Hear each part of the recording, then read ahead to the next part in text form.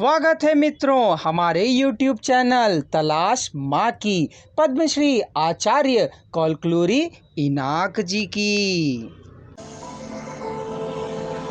पुस्तक का अनुवाद किया है श्रीमती पारनंदी निर्मला जी ने। पुस्तक का प्रकाशन किया है गीता प्रकाशन ने।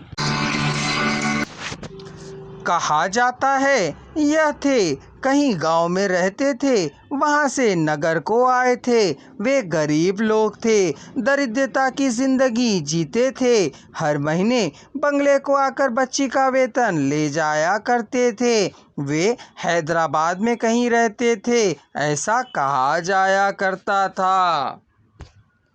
क्या वे हर महीने बच्ची को देखा भी करते थे? वह बच्ची ही दौराजी के लिए हुए उपहार और वेतन को लाकर पिता को दिया करती थी। माता पिता की याद आने पर क्या वह रोती थी या बंगले में आनंद से रहा करती थी? सदाशिवम ने जानना चाहा।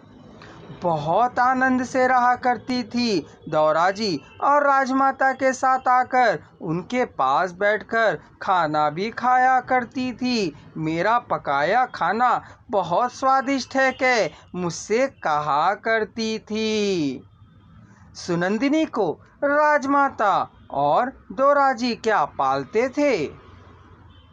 वे उतनी अच्छी तरह से उनकी देखभाल किया करते थे, किंतु वह बच्ची नौकरानी ही थी। छोटे बड़े काम बतलाकर करवाना करते थे।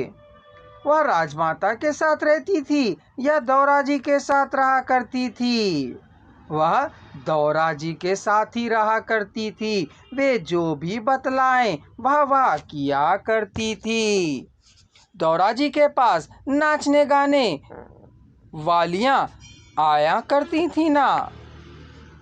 सुनंदिनी के आने का शुभ मुहूर्त ही था कि दौराजी ने गाना बजाना सब बंद करवा दिया था। औरतों का आना भी लगभग बंद हो गया था। लेकिन सीताजी बताने के लिए कुछ संकोच कर रही थी। लेकिन कोई परवाह नहीं है, बतलाइए ना अम्मा, सदाशिवम ने अनुनय विनय की।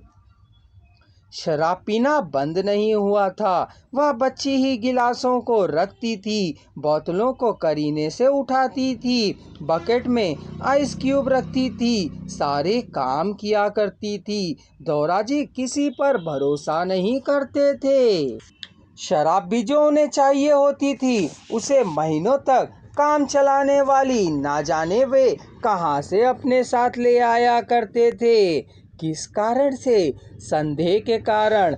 ना जाने कौन किस में विष मिला देगा, इस बात का डर था। दौराजी कहाँ से शराब लाया करते थे, इस बात का पता ड्राइवर तक को नहीं चलता था। पीते देखकर माताजी मना नहीं किया करती थी क्या?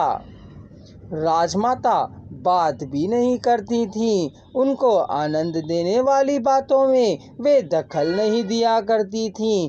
केवल डाइनिंग टेबल के पास ही कुछ बातें हुआ करती थी, वह भी अत्यंत आवश्यक विषय या अति रहस्य व्यवहार होने पर ही उनके विषय में वे बात किया करते थे, या फिर बस दरबार हॉल आने के लिए कहा करती थीं, या जब वे दरबार हॉल में होते तब राजमाता आकर पहल किया करती थीं, प्रस्ताव रखा करती थीं, विषय का विवरण देकर जाया करती थीं। हर कोई अपने अपने शयन मंदिरों में सोते थे, तब सुनंदिनी जी कहाँ सोया करती थीं? दौराजी के शयन मंदिर में ही। दौराजी के सोने के बाद वह सोया करती थी और दौराजी के उठने से पहले ही उठ जाया करती थी, ऐसा समझ में आता था सभी को।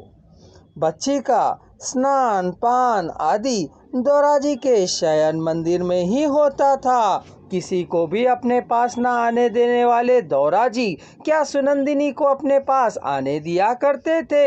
हाँ।